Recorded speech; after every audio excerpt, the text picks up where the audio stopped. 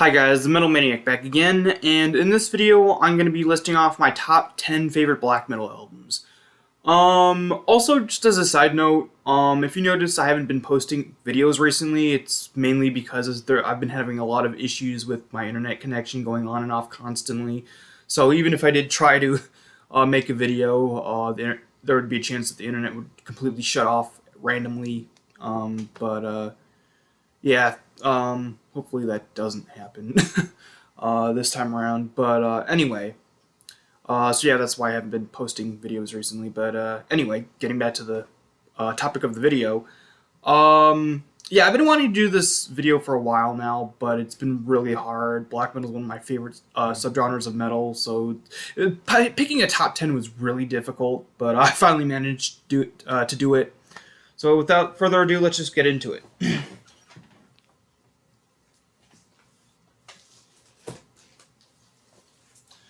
Number 10 is Antichrist by Gorgoroth. Gorgoroth is a band I don't really like many of their albums. In fact, this is really the only album by them that I like. Yeah, I can be very picky sometimes when it comes to black metal, especially second wave black metal. I'm more of a fan of first wave for the most part, like near the tail end of the first wave, I guess. Yeah, Gorgoroth. Even though most of their albums I'm not really a big fan of, I absolutely love this one. I really like the sort of brooding, dark atmosphere of this one. Like some other, death metal, black metal bands go at either a faster pace or whatever. But a lot of the songs on here are either slow or slightly more slowish, sort of mid-tempo. Like, again, very dark, very brooding, very, I guess you could say, doomy at times. But yeah, it's just a great sort of just feel. And the vocals, well, they're not the best black metal vocals. They fit the specific style and feel of the album very, very, very well. And yeah, I even really like the what was it I'm gonna say? The other vocalist on here as well. I know there's two different vocalists. I can't remember who does what songs, but yeah, even the secondary vocalist on here does a great job. I think. Oh yeah, sorry. I was gonna say, oh, maybe I'm thinking of the previous album, but no, I'm right. Sorry, I haven't listened to this album in a little while. Yeah, I was right about this. This is the album that has the two different vocalists. Yeah, fantastic album from a band that I'm not really too fond of, but yeah. All right, number 9. There we go. Oh, wait, no, that's not it. Number 9 is Nightwing by Marduk. Marduk, I know a lot of people love their early albums. That's sort of the classic era. But I'm a fan of their later stuff. Like, from this album onwards, I love the latter half of their discography. I don't know. Their early albums just don't really sort of connect with me for some reason. I've tried again and again, but I can't get into those early albums. But starting with this album, I think the band is great. This is my favorite of their albums. It's sort of a half concept album, half regular album. Like the first couple of songs, I'd say, the first half of the album, like the side A, is sort of your standard album. Side B is the concept half. Really great sort of, and a great concept story to covering the life and death of Vlad the Impaler. And Dreams of Blood and Iron is, in my opinion, the best Marduk song ever recorded. And the vocalist on this one, I'm not good with names a lot of times, but the vocalist on this one, I don't think he's on any of the other ones. I don't know. I don't really pay attention. with Marduk, I pay more attention to the actual instrumentation than the vocals, honestly. Well, the vocals I do think are good, especially on this one. Is in terms of Marduk, I actually am more drawn to the instrumentation rather than the vocal work. Um, yeah, the vocalist does great on here. Just a great, very sort of epic sounding album without going over the top epic. I know there's some bands that bands that have that epic feel, but like go over the top with that. But Marduk does that very well, where they sound epic, but not too epic, if that makes any sense. But yeah, Nightwing is fantastic. And yeah, I know some people who maybe even haven't listened to this album might think, hey, isn't it kind of weird that like, and maybe jarring that like the first half isn't a concept album, but the second half is, and will that throw the vibe off and like throw the, just the flow of the album off? I'd have to say no, surprisingly. Now, it is kind of weird that they did it like that, but honestly, the album from start to finish flows perfectly. Well, almost from start to finish. Like, the last 3 songs I think are kind of dull. No, sorry, not last 3, last, like, 2. But the rest of the album is fantastic and flows very, very well. Yeah.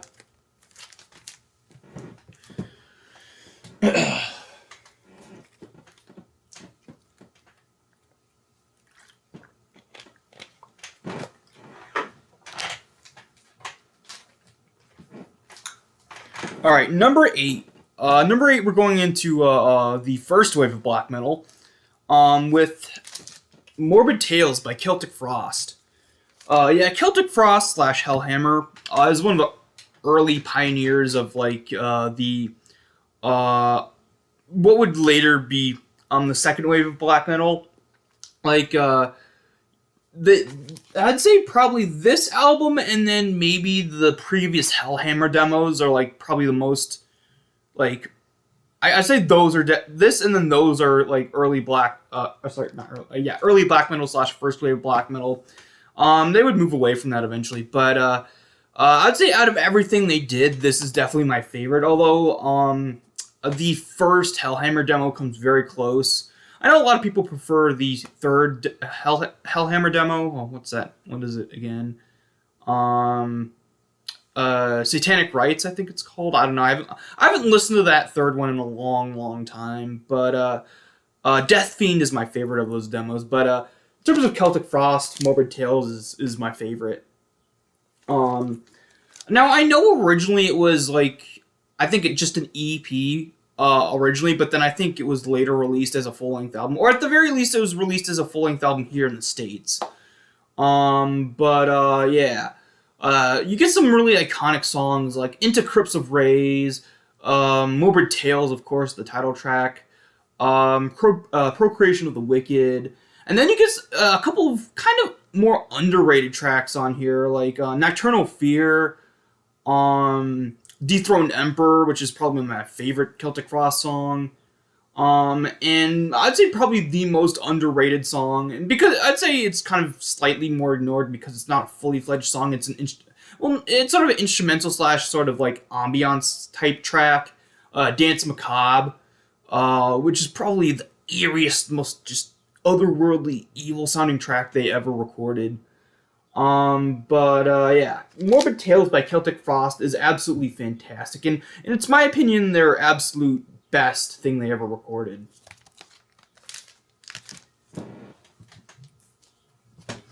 Alright, number 7. Number 7 is Black Flame Domination by Cult of Ebon. I think this is the only more modern black metal band I have on this list.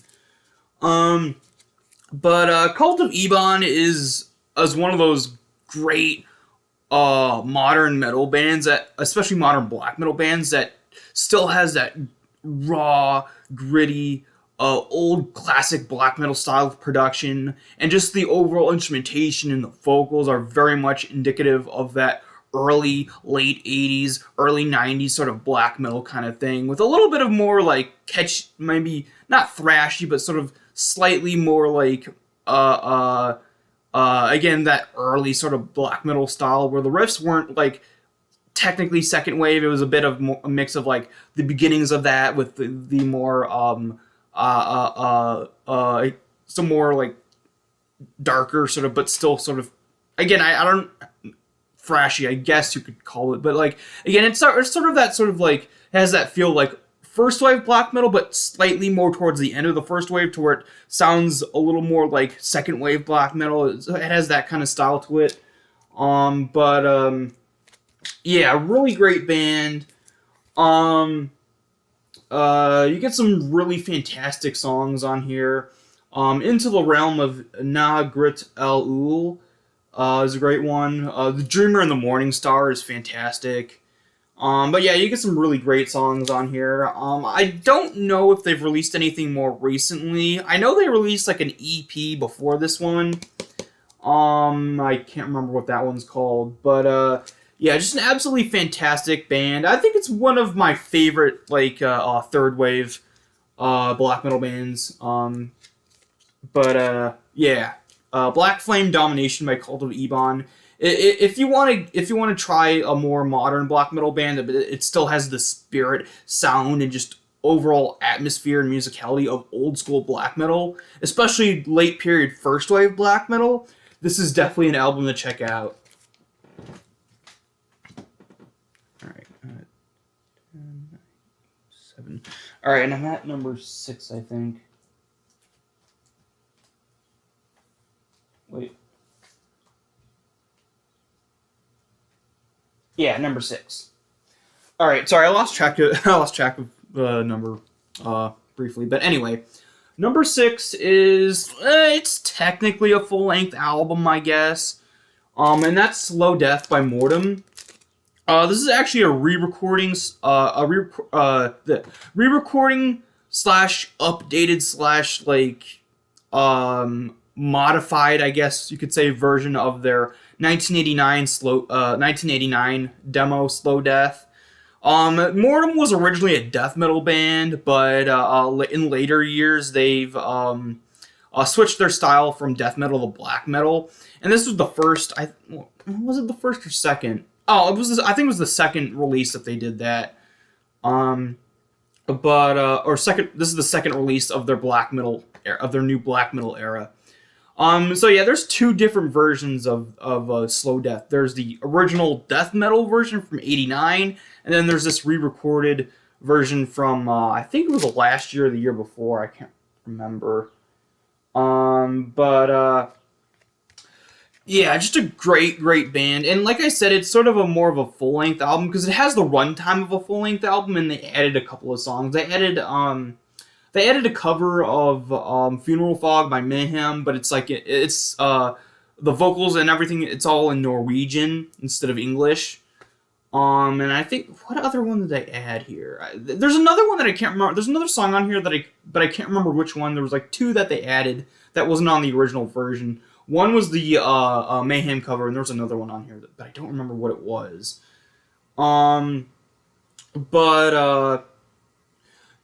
Yeah, this is just a fantastic album. Also, interestingly enough, they were very especially with this version. They were you could hear the absolute they were very. I can't speak today. You could hear the absolutely a noticeable sort of like connection to Mayhem because they were very influenced by the De Mysterious Dom Satanis album. There we go.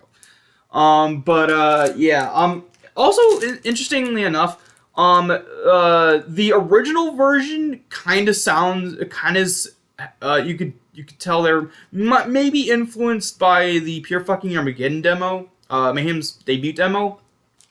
But that's sort of iffy. There's a clear. This time they have a clear influence. You can clearly tell this is influenced by that Mayhem album, De Mysterious Dom Satanis. From the production to the overall guitar sound, to the to the vocals. Like, this is clear Mayhem worship. And it's done very, very well without sounding too cover bandish or too tribute bandish type of thing. Yeah, if you like De Mysteriis Dom Satanas by Mayhem, you'll definitely love this version of the Slow Death demo.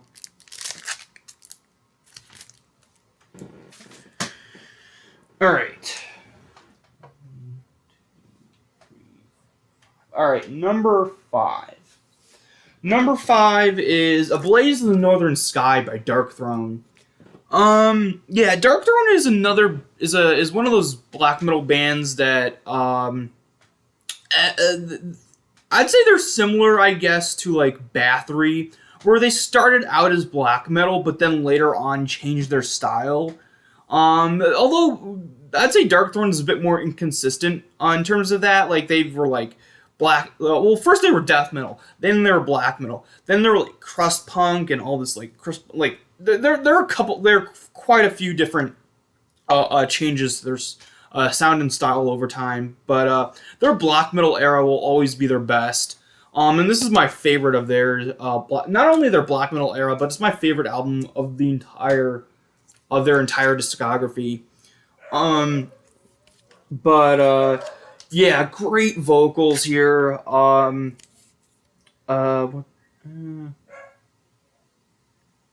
Nocturnal Culto.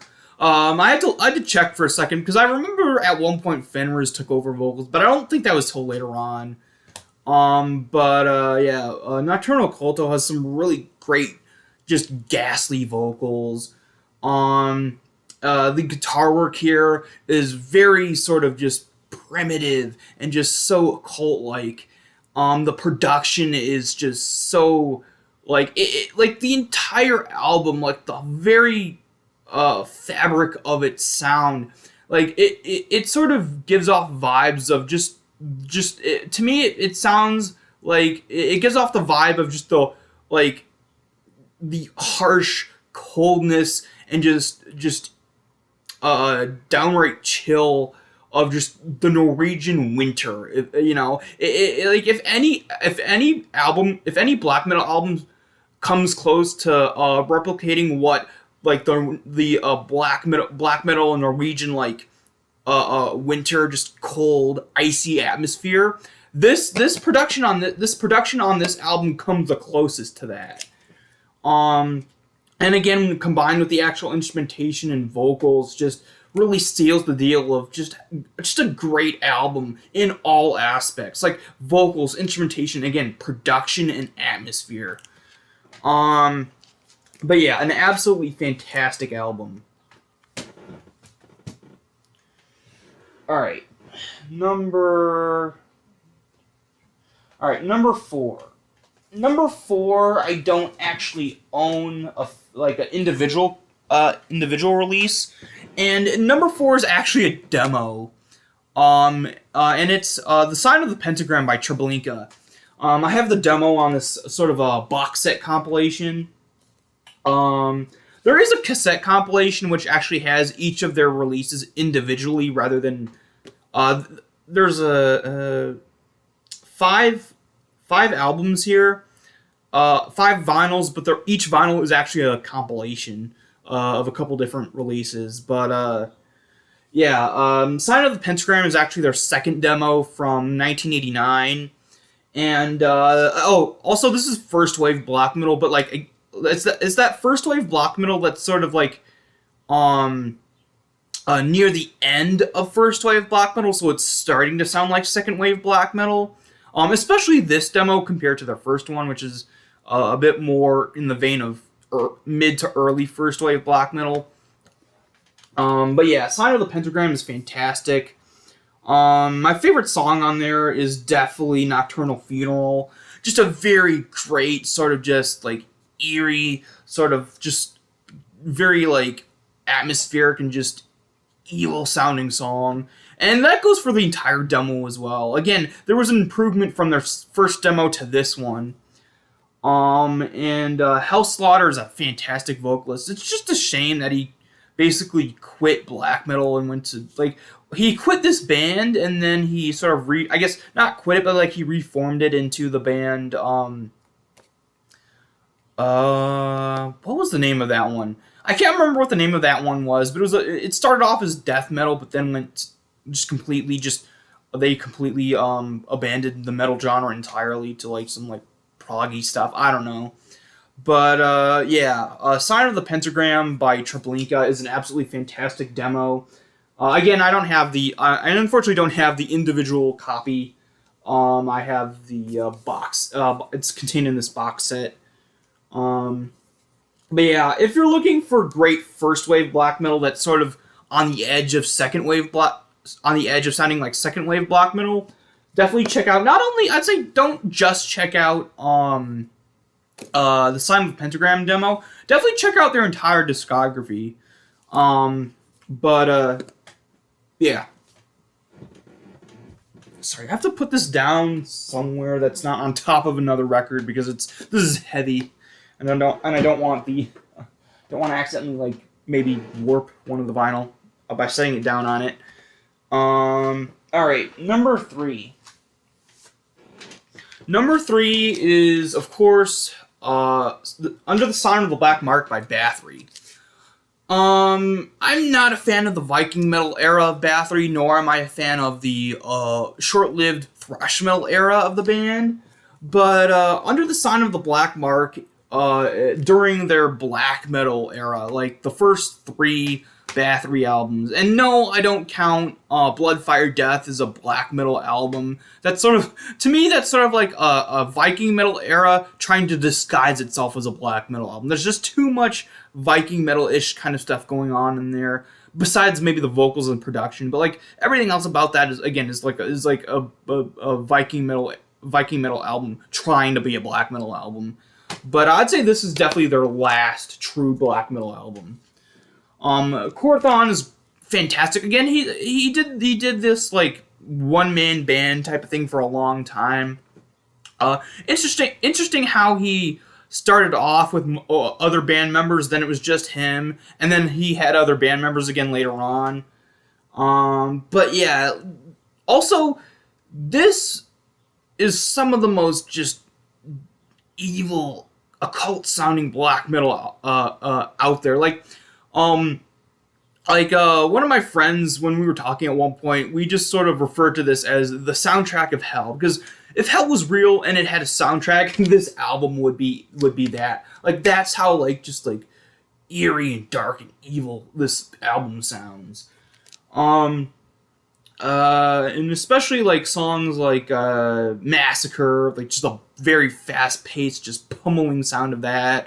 Or, like, Call from the Grave, with that sort of, like, great evil riff, and then, like, that sort of part right after this, like, the solo, and then the very bombastic part right after the solo, or even like songs of Doom or Chariots of Fire, and especially Enter the Eternal Fire. Just one of the greatest black metal albums of all time, and it's my 3rd favorite. All right, number 2. Number 2 is a live album. And, of course, it had to be Mayhem's Live in Leipzig. Now, I love a lot of the early Mayhem material. Oh, excuse me. Sorry, one of the albums almost fell out of the plastic sleeve. Anyway. But yeah, out of their early material, especially during the Dead era, this is probably it is my favorite. I don't know why I said probably, but it is my favorite. Yeah, I mean, you get the absolute best of the best when it comes to track listing here. You get the best, I'd say most of the best early Mayhem songs. Really, the only song that I'm kind of disappointed that they kind of abandoned was the song Ghoul from the Pure Fucking Armageddon demo. But every other song, every other of their best early songs are on here. Necrolust, Death Crush, Funeral Fog, the absolute legendary song Freezing Moon, Carnage, which is kind of a more underrated song nowadays. Yeah, Dead's vocals are absolutely fantastic. I don't think Dead ever had a terrible vocal performance. Now, there's, especially in terms of live stuff, there are vocalists with certain bands that sort of like, depending on if the recording is like near the end of a tour, whatever, they kind of sound tired and their voice is worn out. Dead's voice never sounded like that on any live recording. He always sounded just, that was very powerful, ghoulish, sort of undead sounding vocals. Yeah, he's just one of those vocalists that just never sounded like they were tired. Even if the recording was near the end of a live, or not live show, the end of a tour. Yeah, and this is also probably my favorite album in terms of Necro Butcher's bass. Like, I'd say his bass is always very heavy sounding, like a very like heavy down-tuned standard electric guitar. But like here, I guess it's just because of the way this particular live show was recorded. It's the heaviest it's ever sounded, and it just fits very well with everything else going on, from the vocals to the production to the just great tone of Euronymous' guitar. Everything works. Everything goes together very, very well here. But yeah, number 2 is Live in Leipzig by Mayhem. Alright, number 1. Number 1 is actually a compilation album, and that's Year of the Goat by Morbid. Morbid is my favorite black metal band, and yeah, sure, they're technically first wave black metal, but again, they're that sort of late period first wave black metal where they're starting to sound like second wave black metal. But yeah, the reason why I put this compilation here, well, 2 reasons. One, they never had a proper full length album. This compilation contains the best of the best. Like, the only thing that this compilation is missing is the second demo, Last Supper, but honestly, I'm thankful that they didn't add that one, because the Last Supper demo was terrible. But everything else is on here. You get the December Moon demo, you get a bunch of rehearsal tracks, and literally almost every single live show that was ever recorded. I think there's like one that they couldn't get because they didn't have any audio for that one. But again, almost every single live show. Excuse me.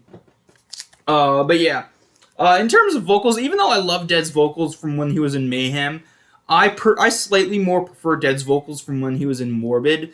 They're just a bit more ghoulish and a bit more sort of just otherworldly and raspy, just monstrous sounding. They also kind of sound a bit more sort of like reptilian-like snake-like. Like, he has a lot more of a sort of reptilian sort of hiss to his vocals back during this period of his career. And again, everything else about the band is great. Like, the guitars are fantastic, the bass and drums, like, everything is just perfect with Morbid. Like, again, especially, again, yeah, sure, the Dead era of Mayhem's like that as well, for the most part, but I don't know. Just to me, Morbid will always be slightly superior to Mayhem, and Dead's vocals in Morbid will always be slightly superior to Dead's vocals in Mayhem. But yeah.